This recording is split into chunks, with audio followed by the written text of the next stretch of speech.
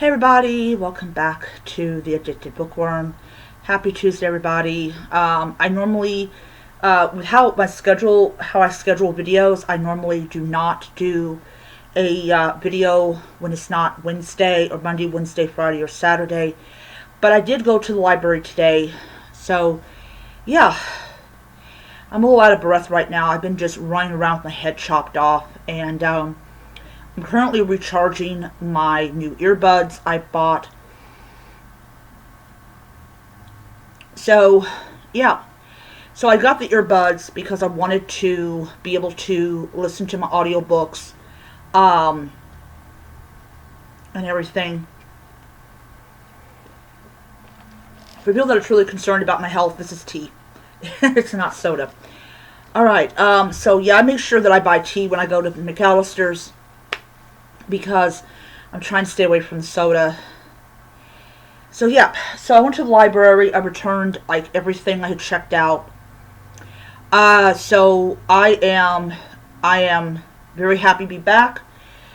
So ever since I started back to work, I have decided to definitely spend more time at the library than online and things like that. The books are free, so nobody gets hurt. So on my library channel called The Library Reader, I was going to um, do a whole thing where I showed like a little bit of like the library. Unfortunately, my job has a very bad habit of calling me on my day off. So I decided to keep my phone off so that way they couldn't get a hold of me. The only thing that my boss did was say, hey, can you come in on Thursday at 1 instead of 5? And I'm fine with that. Okay. So it is time for a library book haul, and I will also post um, the same kind of video on my channel, The Library Reader, and then later on tonight I will post a video on TikTok with the my library reader. Okay. So I don't know how many books I checked out. I know it was under 20, but yeah. Okay. Let me get my glasses on here. All right. So this is from Jen McKinley, and this is Read It and Weep. This is a library lover's mystery, and I'm going to read the synopsis since it is daylight out here. Former Broadway actress Violet LaRue is holding auditions for A Midsummer Night's Dream, and everyone from the sour spinster librarian Miss Cole to Lindsay's youthful library pages are trying out for parts. Brought in to play the mischievous Puck is the flirtatious professional actor Robbie Vane, who seems to have eyes for Lindsay. Before her blush has faded, the band's dream turns into a nightmare when one of the cast is poisoned. Now Lindsay and her crafter mooners must take center stage, unmask the culprit before final curtain calls. And apparently this is weird. On this one, it says over 17,000. I have no idea what that even means. I don't know if it's over 17,000 words or I don't know. Oh, it says over 17,000. I don't know if that was part of the synopsis or not. I don't know. I honestly do not know. I'm going to move my blanket over here. Okay. Then I got Sweet Pepper Hero by J.J. Cook. This is the first book in the series. And it says here, Firewater Fiasco. Fire Chief Stella Griffins has been put in charge of judging the annual recipe contest, but Eric, her resident ghost and true culinary genius, has vanished before she can track down his latest haunt. She's called to investigate a local moonshine distillery that was set ablaze, making her realize there's more than pies and cakes cooking in Sweet Pepper. As rumors of a revived whiskey war ignite, Stella turns to the town's elders to help her find answers. The past might have some clues as to what has sparked the present fires, but when following a lead lands her in buried rubble, Stella realizes she must extinguish this case fast or she might be going down in flames. So this is really... I like the dog. Oh, it's so cute. And speaking of cute, I went to my local pet store, and they had this tuxedo kitten. All I wanted to do was be loved. Oh, it was so adorable. It was like little paws. I was like, oh, I'm sorry. I love my cats. I should have turned my phone on and take a picture of the kitten, sent it to my brother. He go, "God, I know, it's so cute." I'm sorry, guys. I'm a cat lover. I love cats. All right. Then this one is Allergic to Death by Peg Cochran. Now I don't know if I have read this book before, but oh shoot, I hate when they do that. Yeah, so I can't read you the synopsis of the book, but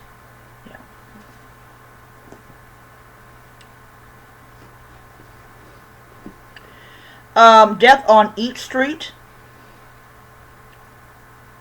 Oh, I can read it.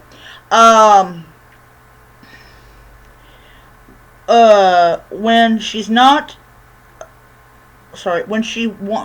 she's once again passed over for a promotion at work,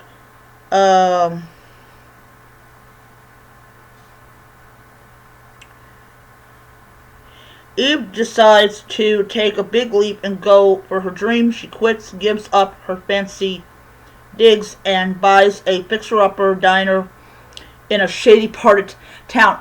Okay, seriously, if you gotta go to a shady part of town for a vehicle, it's not worth it. To keep above water during the renovation, she buys a used food truck to serve the downtown and waterfront of Mobile, Alabama. Eve starts to dish out classic Southern food, but her specialty is her deep-fried biscuit bowls that blow traditional bread bowls away. After a promising start, things begin to go downhill faster than a food truck without brakes. First, someone tries to rob the cash register. Next, Zoe is threatened by the owner of a competing food truck for taking their spot. Seriously? Really? And when the owner ends up dead inside Zoe's rolling restaurant, Zoe and her sales employee, Ollie, find themselves hopping out of the frying pan into the fryer. They need to find the real killer before both of them get burned. Okay. The food truck competition just turned deadly. Oh, wow. I love it. There's a fat cat in this cover. That is a fat cat. That cat's been eating way too much. Alright. Sorry. Then we got On Borrowed Time by Jen McKinley. Between preparing the library for the holidays and juggling the affections of ex-boyfriend Captain Mike Sullivan and her new crush actor Robbie Vane, Lindsay has her hands full, but the mysterious disappearance of her world-traveling brother takes precedence overall. Afraid that involving the police could brew trouble for Jack, Lindsay takes matters to her own hands, but as her quest for her brother embroils her in a strange case involving South American business dealings and an enigmatic and exotic woman, it takes the help of both her library book club, the crafty Mooners, and her eager-to-please suitors to keep Jack from ending up in hot water. Okay. Now the new cute little thing is dirty socks. What the heck? Okay. Then I got, next one is A Likely Tale, same author. Yeah, I cannot tell you the synopsis of this book.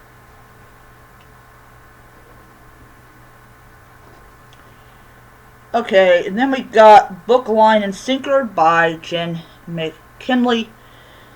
Lindsay's enjoying her second year in Briar Creek as the library's director, meeting with the Craft Lunar Club and happily dating for tour boat captain Mike Sullivan. But when a savage company arrives in town to dig up treasure that's been buried on Pirate Island for over 300 years, the locals are torn between protecting the island and welcoming the publicity. In spite of the squabbling, Charlie Payne, Lindsay's downstairs neighbor, takes a job with the salvage company, but when Trudy Hargrove, the local tourism director who hired the company, is found murdered at the construction site, Charlie becomes the chief suspect. To help him, Lindsay must do some digging of her own before the real killer buries the truth for good. And there's a keyword on here called stop. Weird. Then we got Fry Another Day. Do not know if this is... Oh, this is the second book. This is the second book. Alright, this is from J.J. Cook. It says here, with a few loyal friends in tow, including her handsome attorney, Nigel, and her cat, Cream Belay. Yep. Oh, looky. The cat's back. Zoe drives the Biscuit Bowl in Charlotte, North Carolina to enter a nationally televised food truck race. The contest features challenges across the Southeast, and with a $50,000 grand prize, competition isn't just fierce, it's killer. As everyone gears up for the first challenge, another food trucker from Zoe's hometown is found dead. The race rolls on, but when the body count rises, police suspect Vincent Nigel. Now Zoe must race to catch the killer before her attorney needs an attorney. Okay. Wow, that poor guy.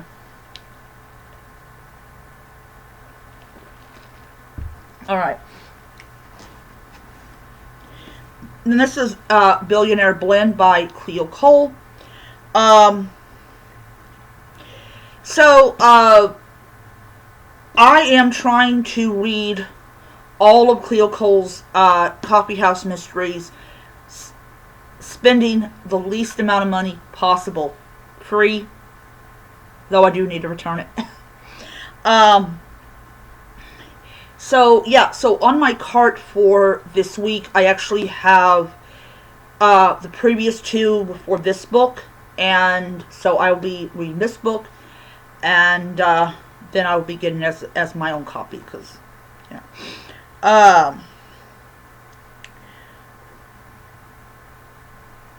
when a car bomb nearly kills tech whiz Eric Thorner, Claire comes to his aid and receives a priceless thank you. Not only does the billionaire buy her a Barista's Dream Express machine, he hires her to create the world's most expensive coffee blend.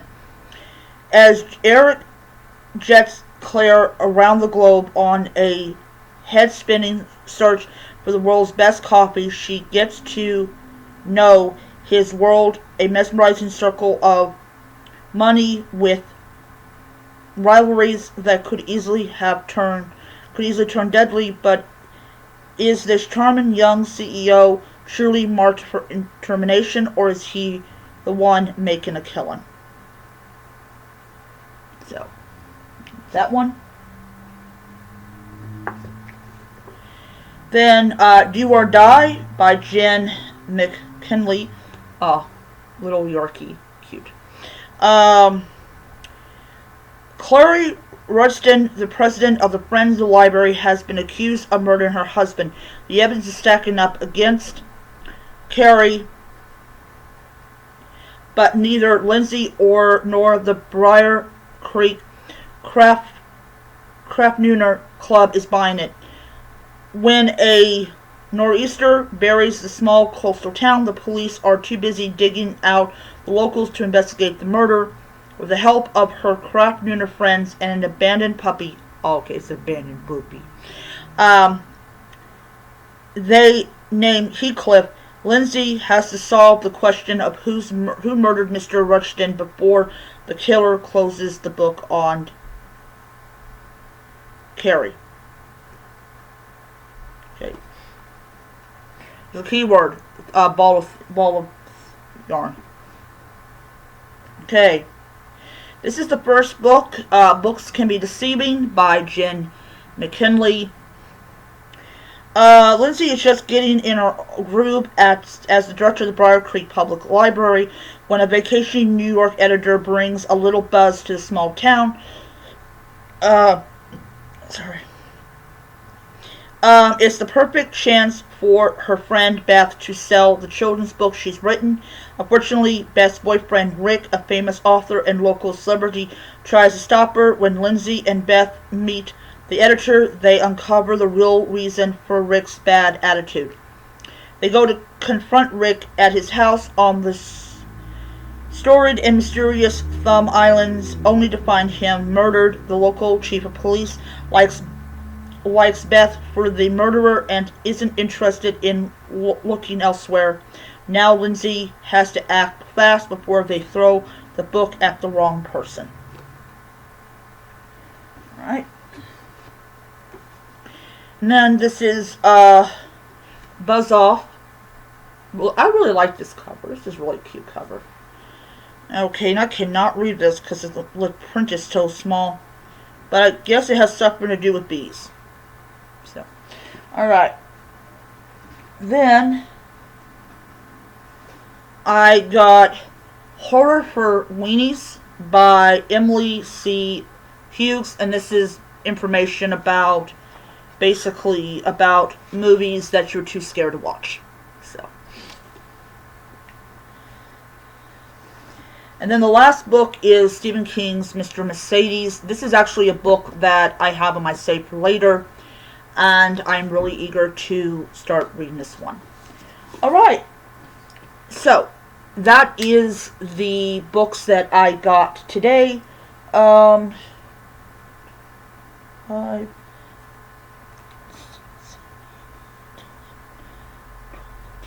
got 14 books.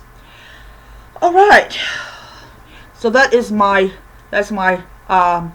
library book haul that I got today, and yeah, I mean, I will tell you right off the bat, these books are going to be really easy to get through. Cozy mysteries are really super easy to get through, and I'm really excited about reading them. Okay, so that is my video. I hope you guys enjoyed it, and I will see you guys in the next video.